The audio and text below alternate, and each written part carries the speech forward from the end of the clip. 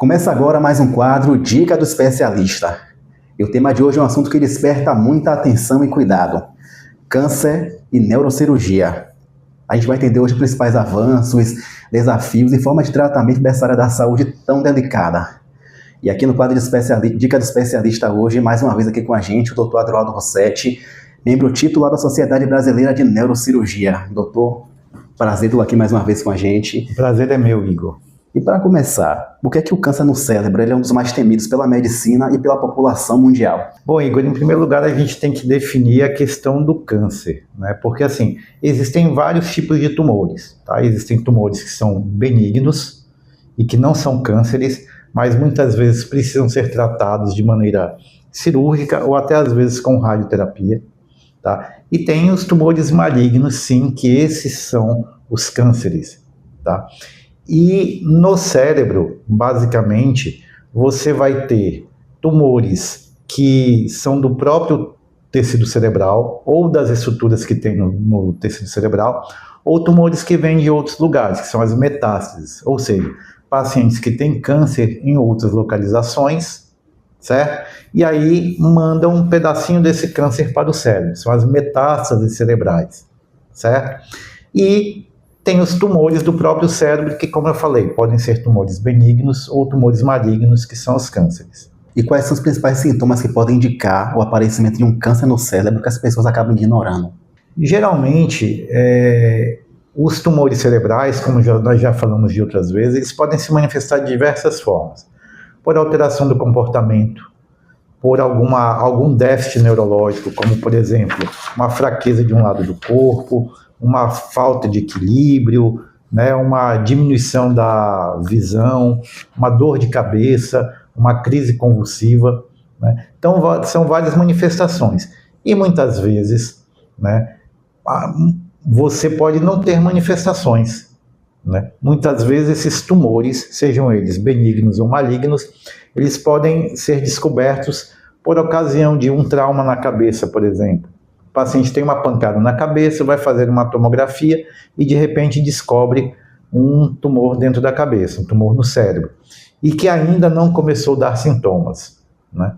Então, você pode ter todas as manifestações, que são as mais comuns, né? Ou você pode muitas vezes acabar encontrando por um acaso.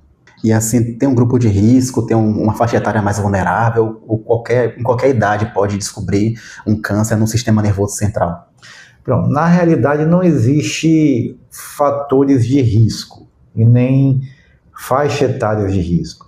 Em cada faixa etária você tem alguns tumores no cérebro que podem ser mais comuns. Então, na criança existe algum grupo de tumores que são próprios da criança, né, e do adolescente, muitas vezes. Já na vida adulta e na maturidade, são outros tipos de tumores. E aí, cada um desses varia de acordo com a idade, o tipo de tumor. Mas, assim, os tumores e o câncer no cérebro, eles não são os mais comuns, né? Existem outros cânceres e outros tumores em outras regiões do corpo que são mais comuns. Felizmente, né, o câncer no cérebro não é tão comum, embora hoje a gente consiga detectar mais facilmente pela possibilidade de você fazer exames mais cedo, né? Então, uma tomografia, uma ressonância magnética, você já detecta mais precocemente. E até que ponto a herança genética pode determinar o risco de uma pessoa ter o câncer no cérebro? Existem tumores que não existem na realidade assim, tumores hereditários. Na realidade, a hereditariedade ela pode ajudar da seguinte forma: uma pessoa tem vários casos na família de câncer, e aí das mais diversas localizações, certo? E, obviamente, que todo mundo na família vai ter risco de câncer, né? Seja em qualquer lugar. E também o câncer no cérebro está relacionado, está nesse grupo, né? Então, eu tive um avô que teve câncer no pulmão, um tio que teve um câncer de próstata, uma mãe ou uma tia que teve câncer de mama. Obviamente que, se isso acontece na minha família, eu terei um risco maior de ter um câncer. Não necessariamente nessas localizações, mas também nessas localizações, mas também no cérebro. E assim, quando um tumor cerebral ele é descoberto, a cirurgia ela costuma ser logo de cara a primeira opção?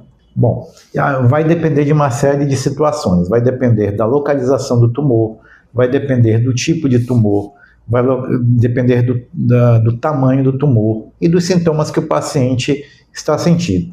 Então, assim, os tumores benignos, né, em geral, os tumores benignos eles são cirúrgicos, certo? E aí, como eu te falei, vai depender de onde ele está, do tamanho e do que o paciente está sentindo. Os tumores malignos, geralmente são tumores sempre cirúrgicos, até porque eu sempre falo para os pacientes, a indicação cirúrgica, ela se deve muito para você retirar aquilo que está lá dentro, né, você retirar o tumor, e você analisar, fazer uma biópsia do tumor para saber que tipo de tumor é e qual é o tratamento, se vai precisar ou não de um tratamento complementar, seja rádio ou quimioterapia. Então, os tumores malignos, em geral, sim, são sempre cirúrgicos. Até porque para um tratamento complementar, como eu estou te falando, para uma rádio ou uma quimioterapia, eles precisam ser retirados para a gente poder analisar e verificar qual é o tipo, porque obviamente o tipo de quimioterapia ou a quantidade de radioterapia vai depender do tipo de tumor que está lá. E muita gente vê um tumor cerebral como se fosse a sentença de morte. O que é que a medicina tem a dizer sobre isso? Quando isso acontece uma pessoa que vem de uma alta classe, né, acaba sendo mais tranquilo para conseguir lidar, mesmo com o baque da notícia, mas vai conseguir dar continuidade ao tratamento e tentar resolver de alguma forma. Já uma pessoa que está numa certa vulnerabilidade social vai passar um pouco mais de dificuldade para conseguir resolver. Então, nem todos os tumores são uma sentença de morte. Então, em geral, os tumores benignos, como o próprio nome fala, eles são tumores mais tranquilos. Em geral, se resolve apenas com tratamento cirúrgico. Tá? Já os tumores malignos, a abordagem é diferente, né? Vai depender muito do tipo de tumor. Graças a Deus, hoje nós já temos um avanço tanto na oncologia, na cirurgia, na oncologia e na radioterapia. Então, hoje a gente consegue preservar a função do paciente, né? A gente consegue estender a vida desse paciente, tá? Então, e com uma boa qualidade de vida, né? O diagnóstico de tumor cerebral nem sempre significa que o paciente vai morrer, né? Desde que, como todo tipo de câncer, seja feito de forma precoce, seja tratado também de maneira precoce e de maneira adequada. Mas como você falou, né, realmente assim, ainda existe, hoje bem menos, tá? Hoje a gente vê que o SUS já oferece diversos tipos de tratamento, obviamente não é o tratamento mais avançado, mas são tratamentos em que você consegue estender e tratar esses tumores, e dar uma qualidade de vida para esses pacientes, né? E também com radioterapia. E quais devem ser os exames feitos logo de início, quando percebe os primeiros sinais de alerta? Bom, sempre ou tomografia ou ressonância. Muitas vezes é necessário você fazer sequências específicas na ressonância magnética para que você determine o tipo de tumor, ou se é realmente o tumor ou alguma outra coisa. Mas geralmente, assim, sempre exames de imagem, tomografia ou ressonância magnética. E assim, você já presenciou muitas histórias de superação que mostram que é possível vencer, na maioria das vezes, um câncer no cérebro? Sim, já várias, entendeu? Assim, já tive muitos pacientes em que chegaram assim, com tumores muito grandes, né? E que foram operados e tiveram bons resultados, né? E depois do tratamento oncológico, tratamento quimioterápico, de reabilitação, né, muitos retornaram então à vida habitual. E quais principais sequelas podem surgir depois da retirada de um tumor tão grande assim?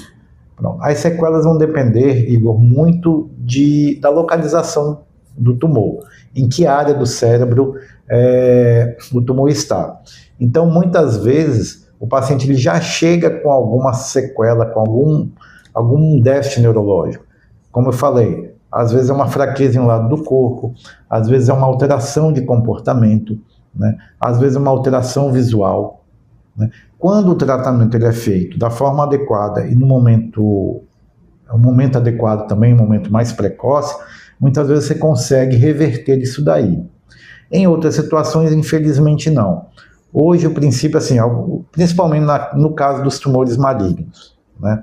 Você tenta, se o tumor ele está numa área que esteja afetando ou muito próximo de uma função cerebral importante, a gente vai tirar o máximo possível de tumor, preservando a função neurológica, para que o paciente ele continue fazendo as coisas normalmente. E aí, o que sobra de tumor, digamos assim, vai ser tratado pela oncologia e pela quimioterapia. Nos tumores benignos, né, a gente tenta o máximo possível retirar completamente o tumor. Muitas vezes, a gente não consegue fazer isso apenas numa cirurgia, né? E aí, obviamente, que o neurocirurgião vai conversar com o paciente, porque cada caso é um caso, né? Mas vai conversar com o paciente e falar, olha, a cirurgia vai te proporcionar isso, né? Vai falar dos riscos, né, daquele procedimento, e aí vai operar. Mas hoje a cirurgia dos tumores cerebrais é feita de uma maneira muito segura e os resultados são muito bons. E quais são os principais desafios emocionais e psicológicos para o paciente e para a família do paciente que recebe esse diagnóstico? É um impacto muito grande, né? Uma pessoa que é previamente saudável recebe um diagnóstico que tem um tumor no cérebro, né? Óbvio que a primeira coisa que a pessoa vai perguntar é se esse tumor é benigno ou maligno, né? E aí a gente só vai saber muitas vezes fazendo a cirurgia. E como você me perguntou mais cedo, que tipo de consequência, né, aquilo vai me trazer. Então, obviamente que isso daí traz um impacto muito negativo, né, na vida de todo mundo. Mas é importante, nesse momento, esclarecer e tirar todas as dúvidas com o profissional que vai te atender, que vai te operar, né? E aí você, obviamente, entendendo aquilo, né, você seguir adiante, né, e fazer a cirurgia.